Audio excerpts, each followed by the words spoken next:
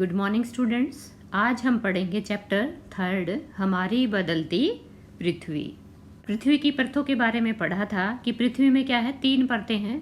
ऊपर वाली क्या है, स्थल मंडल जिसको हम बोलते हैं या भूपर्पटी हम बोलते हैं, और दूसरे नंबर पे आती है हमारी मेंटल, और तीसरे नंबर पे जो है हमारा क्या रहता है, क्रोड रहता है बच्चों। बीच में क्रोड और सेकंड पे हमारी मेंटल, और जो सबसे ऊपरी परत है वो क्या है, हमारी स्थल मंडल है। तो ये जो हमारी स्थल मंडल है ये क्या है बच्चों, अनेक प्लेटों में विभाजित है, जिन्हें क्या कहेंगे, स्थल मंडलीय प्लेट कहते हैं। अब जो मेंटल है हमारा, जो दूसरे नंबर की जो परत है, उसमें क्या है, मैग्मा घूमता रहता है, और मैग्मा घूमने से क्या असर होता है, जो ये स्थल मंडलीय प्लेट है ये भी घूमती है, इसमें भी हलचल होती है। तो ये प्लेट हमेशा धीमी गति से चारों तरफ घूमती रहती है। प्रत्येक वर्ष केवल कुछ मिलीमीटर के लगभग, कितना घूमती है ये, कुछ मिलीमीटर के लगभग। पृथ्वी के अंदर पिघले हुए मैग्मा में होने वाली गति के कारण ऐसा होता है। और पृथ्वी के अंदर जो पिघला हुआ मैग्मा है एक वृत्तीय रूप में घूमता रहता है, जैसा मैंने ऊपर दिखाया है। जो इस प्लेट में जो दूसरी हमारी मेंटल थी, इसमें जो मैग्मा है यह क्या है, अपने वृत्तीय रूप में घूमता रहता है। और प्लेट की इस गति के कारण पृथ्वी की सतह पर परिवर्तन होता है, और पृथ्वी की गति को उन बलों के आधार पर विभाजित किया गया है जिनके कारण ये गतियां उत्पन्न होती है। तो ये बल कौन से हैं, तो ये 2 प्रकार के बल है, अंतर्जनित बल और बहिर्जनिक बल। इंग्लिश में बोलेंगे, अंतर्जनित को बोलेंगे एंडोजेनिक फोर्स, और बहिर्जनिक को बोलेंगे एक्सोजेनिक फोर्स कहेंगे। तो जो बल पृथ्वी के अंदर आंतरिक भाग में घटित होते हैं उनको हम एंडोजेनिक फोर्स बोलेंगे, और जो पृथ्वी की सतह पर, अब यहाँ पे अंदर क्या था, ये है, और अंदर यहाँ पे अगर कोई होता है परिवर्तन तो उसको वो किस कारण होगा, एंडोजेनिक फोर्स के कारण, और ये सतह है, इस पर कोई बल होगा वह बहिर्जनिक बल होगा। अंतर्जनित बल कभी आकस्मिक गति उत्पन्न करते हैं तो कभी धीमी गति। भूकंप एवं ज्वालामुखी जैसी आकस्मिक गति के कारण पृथ्वी की सतह पर अत्यधिक हानि होती है। तो भूकंप एवं ज्वालामुखी क्या है, अंतर्जनित बल के कारण आते हैं बच्चों। तो यहाँ पे पृथ्वी की गतियां बताई गई है। पृथ्वी की गतियां जो है अंतर्जनित बल के कारण होती है, और बहिर्जनित बल, 2 कारणों से क्या है, पृथ्वी के अंदर गतियां होती है।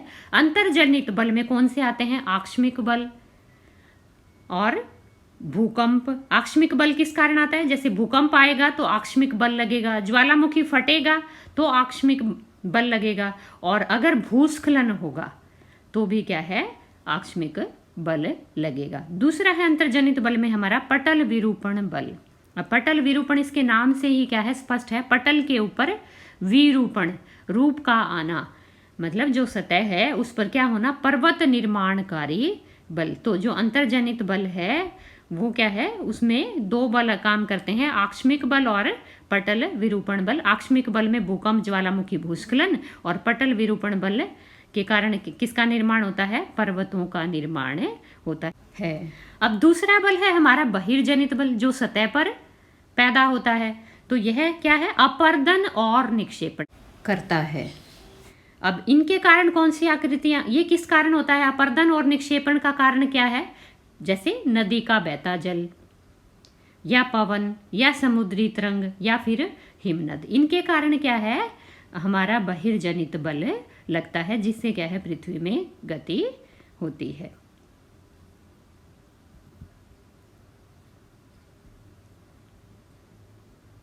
अब ये शब्द उत्पत्ति, जो हमने एंडोजेनिक फोर्स और एक्सोजेनिक फोर्स के बारे में पढ़ा है, इनकी उत्पत्ति किससे हुई है, एंडो शब्द प्लस जेनिक।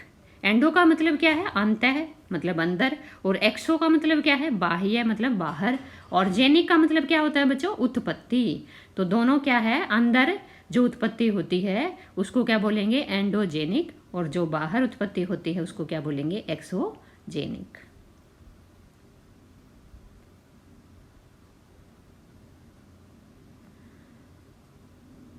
अब जो अंतर्जनित बल थे उसमें क्या है, उसका क्या प्रभाव था, ज्वालामुखी।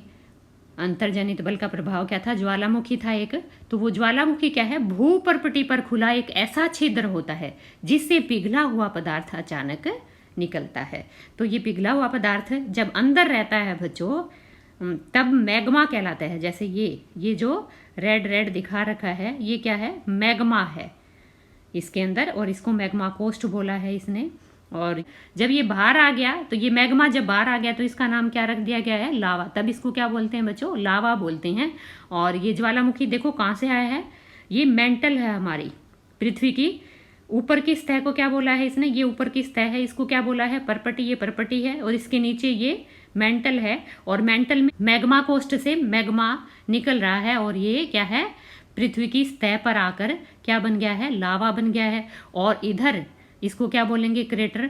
जैसे ऐसे हमारा ज्वालामुखी फटा, और इधर इसको क्या बोलेंगे, ऐसे कटोरे जैसी आकृति को, यहाँ से क्या है, गैस एवं राखें निकलती हैं, और ये कटोरा नुमा आकृति को क्या बोलेंगे, क्रेटर। इसके मुंह को, ज्वालामुखी के मुंह को हम क्या बोलते हैं, क्रेटर बोलते हैं।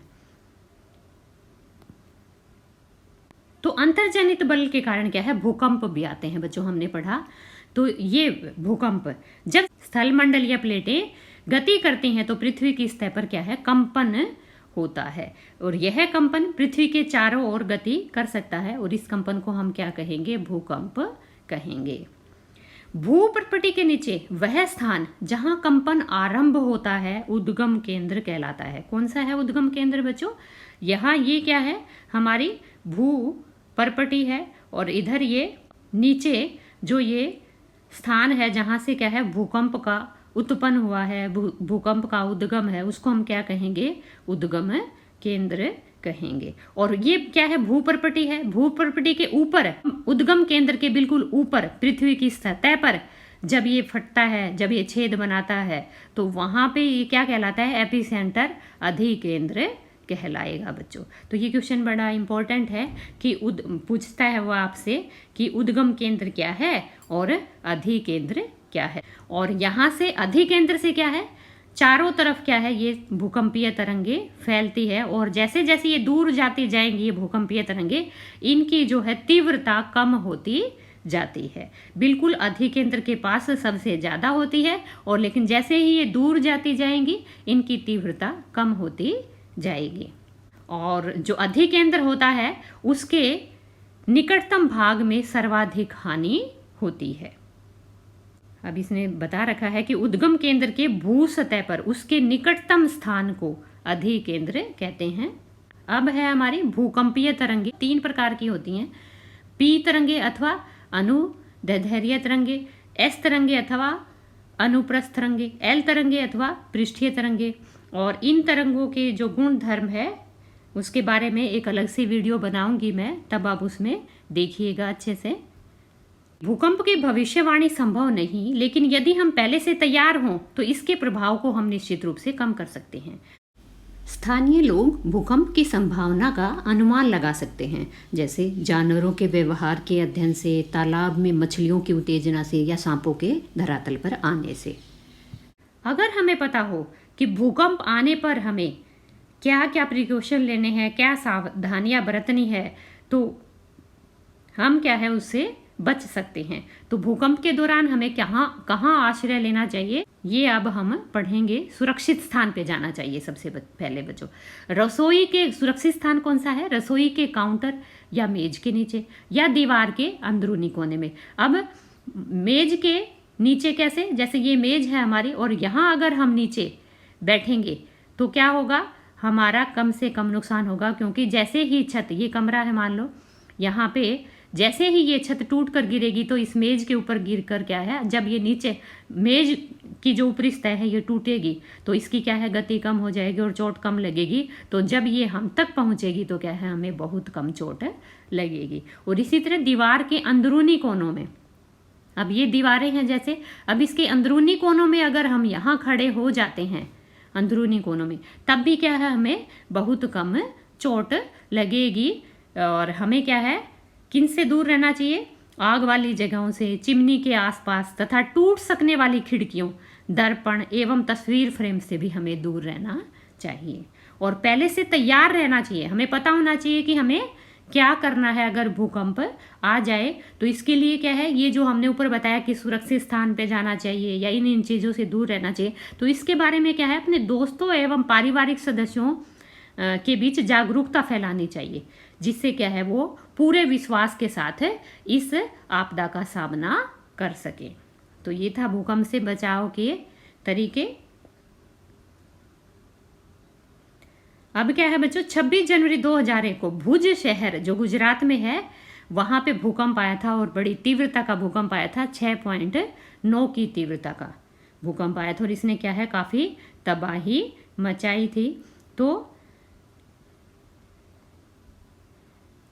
कौन सी तीव्रता का भूकंप जो है सबसे नुकसानदायी होता है, तो वह है बच्चों 7 तीव्रता या इससे अधिक की जो तीव्रता होती है उससे क्या है सर्वाधिक विनाश होता है और यह शक्तिशाली समझा जाता है। लेकिन जब ये तीव्रता 2 के आसपास हो या उससे कम हो तो उसका प्रभाव क्या है नहीं के बराबर होता है। और जिस भूकंप की तीव्रता 5 होती है वह वस्तुओं के गिरने से क्षति पहुंचा सकता है, नुकसान पहुंचा सकता है। लेकिन जब भूकंप की तीव्रता 6 अथवा उससे अधिक होती है तो वह बहुत शक्तिशाली होता है और जब तीव्रता 7 हो या उससे अधिक हो तो वह सर्वाधिक विनाश करता है और शक्तिशाली बहुत ज़्यादा होता है। अब ये भूकंप मापने का यंत्र कौन सा होता है, किससे हमें पता चलता है कि कितनी तीव्रता का भूकंप आया, यह हमें भूकंप मापी से पता चलता है। तो भूकंप का मापन जो है किस यंत्र से किया जाता है, भूकंप मापी से। और कौन सा स्केल है जिसपे इसकी तीव्रता मापी जाती है, रिक्टर स्केल। तो 2 तरह से क्वेश्चन पूछा जाता है, किस यंत्र की बात अगर आती है बच्चों तब वह किससे मापा जाता है, भूकंप मापी यंत्र से। और जब इसका स्केल पूछा जाए कि किस स्केल पर मापा जाता है तो रिक्टर स्केल पर।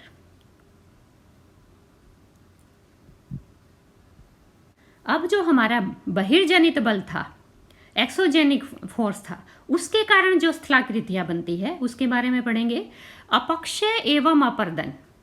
अपक्षय एवं अपर्दन क्या था, हमारा एक्सोजेनिक फोर्स के कारण होने वाली प्रक्रिया थी। इनसे क्या है, दृश्य भूमि लगातार विघटित होती रहती है। पृथ्वी की सतह पर शैलों के टूटने से अपक्षय की क्रिया होती है और भूदृश्य पर जल, पवन एवं हिम जैसे विभिन्न घटकों के द्वारा होने वाले क्षय को अपर्दन कहते हैं। यहाँ पे आपको कंफ्यूजन होगा बच्चों कि अपक्षय और अपर्दन सेम लग रहा है, तो यहाँ पे क्या है, एक डिफरेंस है बच्चों। अपक्षय कब होता है, जब क्या है चट्टान स्थिर अवस्था में होती है और उसके ऊपर, जैसे ये चट्टान है और इसके ऊपर क्या है सूर्य की गर्मी पड़ती है या कोई दाब पड़ता है किसी भी वजह से, तो उसके कारण क्या है इसकी ये जो चट्टान है इसमें दरार आ जाती है, ये चटक आ जाती है। और जब दरार आएगी, चटकेगी, तो इसका क्या है, इसके अवयव क्या है टूट कर यहीं आसपास कहीं गिरेंगे, तो उसको हम क्या कहेंगे, अपक्षय कहेंगे, क्योंकि इसमें स्थिर है यह चट्टान। लेकिन जब जल के कारण कोई चट्टान है और जब जल के कारण या हवा के कारण या फिर हिम के कारण, बर्फ के कारण, जब इसमें क्या है ये चट्टान टूटती है, जब कोई नदी बहती है या हवा बहती है तो तेज हवा के कारण भी क्या है चट्टानें चटकती हैं, टूटती हैं। तो जब वो हवा क्या है अपने साथ बहाकर, इसके जो टुकड़े हैं, इसके जो अवशेष टूटे हैं वो क्या है अपने साथ बहाकर ले जाएगी। और ऐसे ही क्या है हिम नदी भी क्या है अपने साथ बहाकर ले जाएगी किसको, जो चट्टान के अंदर जो चटकना हुआ है, जो दरार आई है, उसके जो अवशेष बने हैं, अवयव बने हैं, उनको बहाकर ले जाएगी। तो इस तरह से जो क्षति होती है, क्षति पहुंचती है चट्टान को, उसको क्या कहेंगे, अपर्दन कहेंगे। तो उम्मीद है बच्चों आपको समझ में आज आ गया होगा कि अपक्षय और अपर्दन में क्या फर्क है। वायु, जल आदि अपरित पदार्थ को एक स्थान से दूसरे स्थान पर ले जाते हैं और फलस्वरूप एक जगह पर निक्षेपित करते हैं। अब अपने साथ जो वायु बहाकर लाई है या नदी बहाकर लाई है अवयवों को या फिर अवसाद को, वह क्या है जहाँ पे इसकी गति धीमी होगी, हवा की हो चाहे नदी की हो, वहाँ पे ये क्या कर देगी, निक्षेप करेगी बच्चों। और उस प्रक्रिया को क्या कहेंगे, निक्षेपण कहेंगे। जब जमाव कर देती है, निक्षेपण का मतलब क्या होता है, जमाव करना। तो ये क्या है, नदी के द्वारा जो अपर्दन या निक्षेपण कार्य किए जाते हैं उसके बारे में अब हम पढ़ेंगे कि नदी के द्वारा कौन से अपर्दित कार्य किए जाते हैं और कौन से निक्षेपित कार्य किए जाते हैं। तो नदी के जल से दृश्य भूमि का अपर्दन होता है। जब नदी किसी खड़े ढाल वाले स्थान से अत्यधिक कठोर शैल या खड़े ढाल वाली घाटी में गिरती है तो यह जलप्रपात बनाती है। यहाँ पे देखो बच्चों, ये कठोर शैल है और यहाँ से क्या है, जल बह रहा है, और जब ये नीचे गिरेगा, खड़ी ढाल है, एकदम खड़ी ढाल दिख रही है हमें, ये खड़ी ढाल है, यहाँ पे ये गिरेगी तो इसमें क्या है, जो ये मृदु शैल होगी, यहाँ पे क्या है, एक कठोर शैल है, बीच में मृदु शैल आ रही है, ये कठोर, फिर ये मृदु शैल आ रही है, और मृदु शैल में देखो ये क्या है, फिर कटाव कर रही है, और इससे क्या है, फिर ये जो सीधा गिर रही है ये क्या बन रहा है, जलप्रपात बना रही है। तो ये क्या हो गया, हमारा नदी का एक अपर्दन का कार्य हो गया है।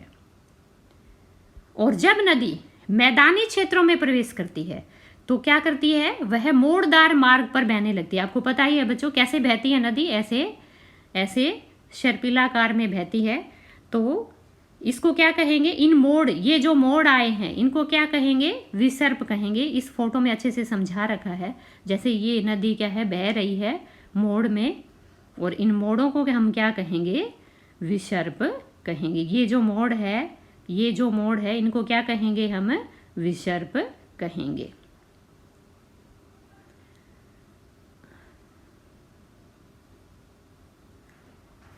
इसके बाद विसर्पों के किनारों पर लगातार अपर्दन एवं निक्षेपण शुरू हो जाता है। अब ये विसर्प जो है बने हुए हैं, जो ये, तो यहाँ पे क्या होता है बच्चों, नदी जो है, नदी की गति के कारण अपर्दन भी होता है और निक्षेपण भी होता है। तो निक्षेपण कहाँ है, जैसे ये देखो, ये निक्षेपण, ये देखो बच्चों, यहाँ पे ये क्या कर रही है, यहाँ पे निक्षेपित कर रही है, टुकड़े हम देख रहे हैं, अवसाद हम देख रहे हैं, लेकिन यहाँ पे क्या कर रही है, कटाव कर रही है। ये क्या है, अपर्दन जो है हो रहा है, यहाँ पे निक्षेपण और यहाँ पे अपर्दन हो रहा है। तो दोनों काम क्या है, साथ साथ हो रहे हैं। और कभी क्या है, जब समय के साथ, जब ज़्यादा समय हो जाएगा तो ये हिस्सा बिल्कुल कट कर अलग हो जाएगा और नदी जो है अपना रास्ता ऐसे सीधा बना लेगी। ये रास्ता जो है एकदम अलग कट कर हो जाएगा, और इसको हम तब क्या बोलेंगे, चाप झील बोलेंगे। जैसे ये हिस्सा हो रखा है बच्चों अलग, तो ये तब क्या कहलाएगा, चाप झील, क्योंकि इसका आकार क्या है, चाप की तरह। ये नदी के विसर्पों पे अपर्दन व निक्षेपण की क्रिया से क्या बनते हैं, चाप झील बनती है। कभी कभी नदी अपने तटों से बाहर बहने लगती है। जब पानी बढ़ जाता है नदी में तो वो क्या है, अपने तटों से बाहर बहने लगती है। और तटों से जब बाहर बहेगी तो तटों पे क्या है, भारी जो अवसाद है, कंकड़ पत्थर जो है, भारी कंकड़ पत्थर है, वह अपने तट पे ही क्या है, जमा कर देती है। और जो महीन रेत बालू या कोई और है, तो हल्की चीज है, वह क्या है, यहाँ मैदान में जमा कर देती है। तो जो तट पे जो उसने भारी कंकड़ पत्थर जमाए हैं, उससे किसका निर्माण होगा, तटबंधों का निर्माण होगा। और जो अपने तट से बाहर जो उसने मिट्टी, महीन कण जो जमाए हैं, उससे क्या है, किसका निर्माण होगा, बाढ़कृत मैदान का निर्माण होगा। और इसकी जो ये महीन मिट्टी है, यह क्या है, बहुत उपजाऊ होती है। तो ये बाढ़कृत मैदान कैसे होते हैं, उपजाऊ मैदान होते हैं। और समुद्र तक पहुंचते पहुंचते नदी का प्रवाह धीमा हो जाता है तथा नदी अनेक धाराओं में विभाजित हो जाती है। और इन अनेक धाराओं को क्या कहते हैं बच्चों, वितरिका कहते हैं।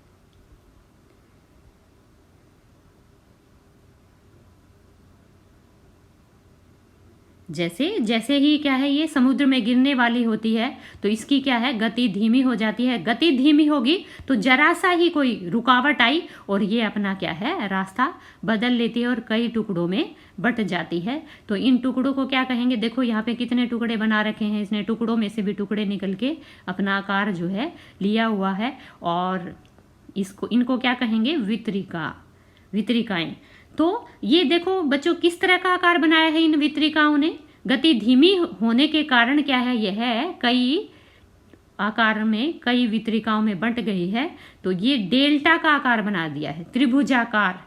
कैसा आकार बना दिया है बच्चों? यहाँ पे इसने त्रिभुजाकार बना दिया है। तो इस त्रिभुजाकार को हम क्या कहते हैं? डेल्टा। तो इस एरिया को क्या बोलेंगे? इस क्षेत्र को क्या बोलेंगे? डेल्टा बोलेंगे। और ये डेल्टा क्या है बच्चों? काफी उपजाऊ होता है। और गंगा नदी का जो डेल्टा है वह किस नाम से जाना जाता है? सुंदरवन के नाम से जाना जाता है।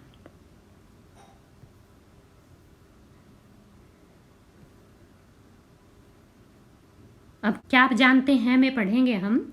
विश्व में हजारों छोटे छोटे जलप्रपात हैं। सबसे ऊंचा जलप्रपात दक्षिण अमेरिका का वेनेजुएला का एंजेल जलप्रपात है। कहाँ पे है सबसे ऊंचा जलप्रपात? दक्षिण अमेरिका में। क्या नाम है?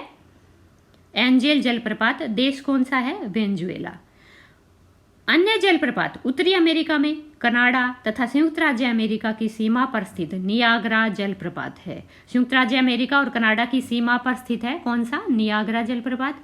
और अफ्रीका में जाम्बिया एवं जिम्बाब्वे की सीमा पर स्थित विक्टोरिया जलप्रपात है। ये मुख्य जलप्रपात यहाँ पे बताए गए हैं। और हमारे भारत में कौन सा है? कर्नाटक में जोग जलप्रपात, जो क्या है? सबसे ऊंचा है। अभी नदी के तो कार्य हमने पढ़ लिए बच्चों। अब हम पढ़ेंगे समुद्री तरंग के कार्य। समुद्री तरंगे भी क्या करती हैं बच्चों? अपर्दन एवं निक्षेपण दोनों करती हैं। और इससे क्या बनाती हैं? तटीय स्थलाकृतियां बनाती हैं। समुद्री तरंगे लगातार शैलों से टकराती रहती है, जिससे क्या है? दरार विकसित होती है। जैसे यहाँ पे दिखाया गया है कि ये कोई चट्टान है और यहाँ पे क्या है? समुद्र की लहरें आएंगी और यहाँ टकरा रही है, यहाँ भी टकरा रही है, यहाँ भी टकरा रही है। तो क्या बनाएंगी ये? जब बार बार टकराती हैं तो शैलें क्या है? टूटेंगी और छेद बनाएंगी। और जब ये छेद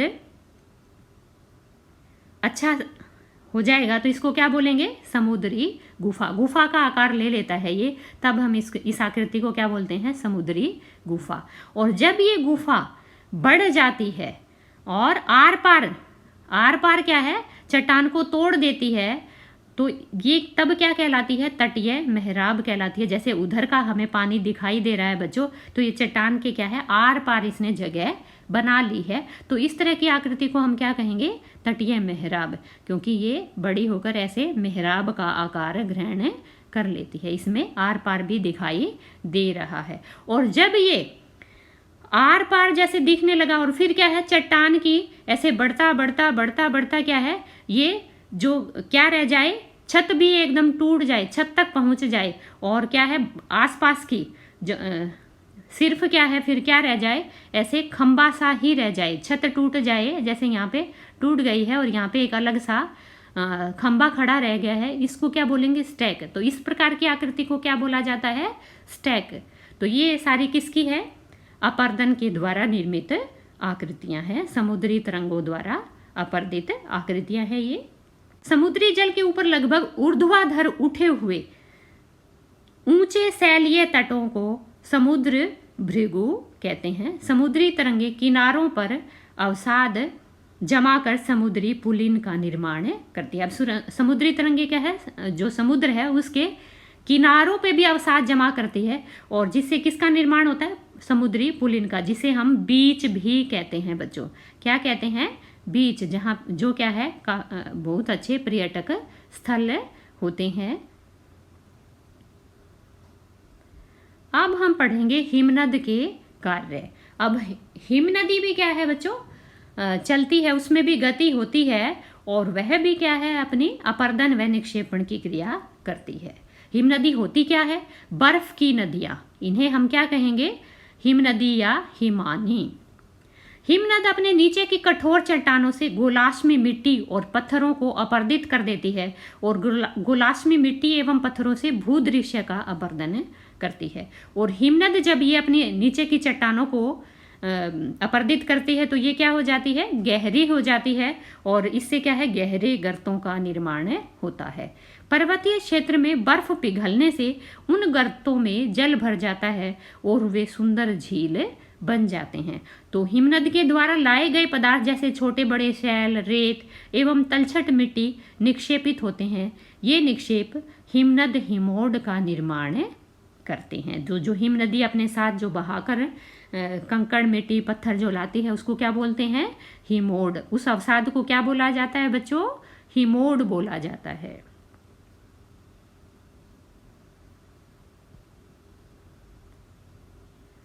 अब अगला है हमारा पवन के कार्य। तो क्या आपने रेगिस्तान देखा है बच्चों? वहां पे क्या है, आपने अगर रेगिस्तान देखा है तो काफ़ी बालू के टिब्बे देखे होंगे, या फिर आपने किसी पिक्चर में या टीवी पे आपने क्या है बालू के टिब्बों को अवश्य देखा होगा। तो रेगिस्तान में क्या है, ये काफ़ी मिलते हैं। रेगिस्तान में पवन अपर्दन एवं निक्षेपण का प्रमुख कारक है। रेगिस्तान में आप छत्रक के आकार के शैल देख सकते हैं, जिन्हें सामान्यतया छत्रक शैल कहते हैं। पवन शैल के ऊपरी भाग की अपेक्षा निचले भाग को आसानी से काटती है। मानो यहाँ पे क्या है, कोई शैल है, चट्टान है, और यहाँ हवा लगेगी तो क्या है, इसका नीचे का हिस्सा क्या है, ऐसे कटता जाता है और ऊपर क्या रह जाता है, एक छतरी नुमा आकृति रह जाती है। ये बच जाता है सिर्फ हिस्सा, और नीचे से ये पतली हो जाएगी कट कट कर। तो ये क्या हो जाएगी, कौन सी शैल कहलाएगी फिर? छत्रक शैल। कौन सी आकृति बन जाएगी? छत्रक शैल आकृति बन जाती है। ऐसे शैल के आधार संकीर्ण एवं शीर्ष विस्तृत होते हैं। तो ये क्या है, आधार क्या है इसके? संकीर्ण मतलब पतले होते हैं, और जो इसका शीर्ष है वह विस्तृत होते हैं, फैले हुए होते हैं। तो ये क्या है, छतरी नुमा आकृति बन जाती है।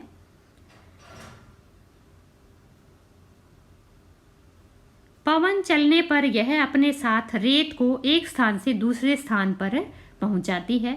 जब पवन चलेगी तो जो ये शैल से जो रेत बनी है, मिट्टी बनी है, कण बने हैं, अवसाद बने हैं, वह क्या है बहाकर अपने साथ ले जाएगी, और कहीं जाकर यह क्या है इसको जमा कर देगी, निक्षेपित कर देगी। तो इससे क्या बनेगी, छोटी पहाड़ी बन जाती है, और इन छोटी पहाड़ियों को क्या बोलेंगे हम? बालू का टिब्बा कहेंगे। जब बालू कण महीन एवं हल्के होते हैं तो वायु उनको उठाकर अत्यधिक दूर ले जा सकती है, और जब ये बालू कण विस्तृत क्षेत्र में निक्षेपित हो जाते हैं तो इसे लॉयस कहते हैं। जब अपने साथ पवन बालू कणों को बहाकर एक जगह ज्यादा निक्षेपित कर देती है तो उससे क्या है, एक टिब्बा नुमा आकृति बन जाती है। लेकिन जब ये विस्तृत क्षेत्र में, ज्यादा क्षेत्र में फैला देती है उन बालू कणों को, तो उनसे बनी आकृति को क्या कहते हैं? लॉयस कहते हैं। और चीन में ऐसे विशाल लॉयस निक्षेप पाए जाते हैं। तो उम्मीद है बच्चों आपको लेसन समझ में आया होगा। थैंक्स।